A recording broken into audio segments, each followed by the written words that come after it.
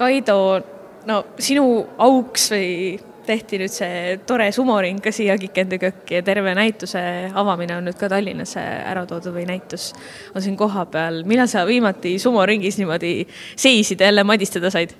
No madistada saanud seisin eile isadepäeva üritusel Rakvere Põhjakeskuses, et see näitus, mis nüüd Tallinnasse toodi või avati 10 aastat sinu elust nüüd Jaapanis, milliseid meenutusi see sinus nagu esile toob, et vaadates neid pilte ja kõiki neid asju, et võtab väikse pisaraga silmanurka või kuidas tunne on?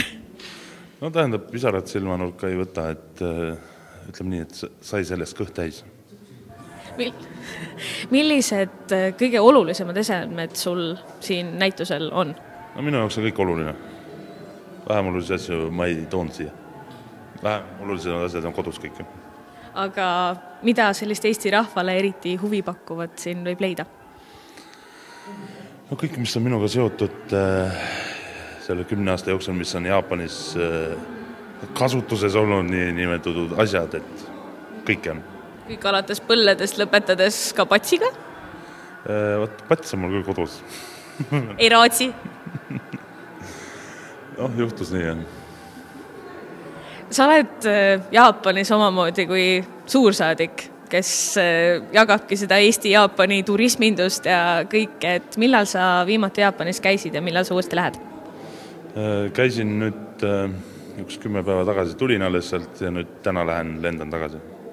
Ja kauaks sa sinna jääd? No, oleneb vajadusest, et tagasipiletit ei ole, et tagasipilet võtan siis, kui tekib vajadus tagasi tulla.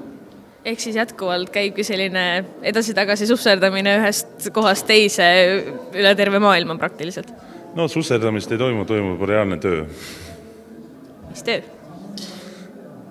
Noh, saab igasugused, nagu sa just mainisid, et see suursaadiku töö ja turismindust ja natuke 11-3, et peab vaatama, otsime oma kohta.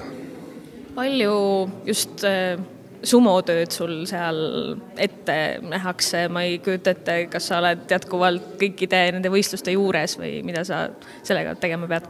Ei, sellega ma ei pea midagi tegema. Sumo juures ma ei ole. Aga kohtumisi ma arvan, et ikka vaatad? No, matsi ikka vaatan. Kuivõrd reaalne on see, et sa jäädki Jaapanisse?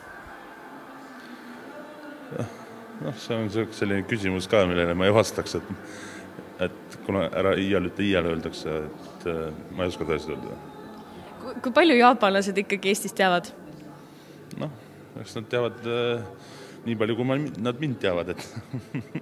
Väike Baruto-land? Noh, just nimelt.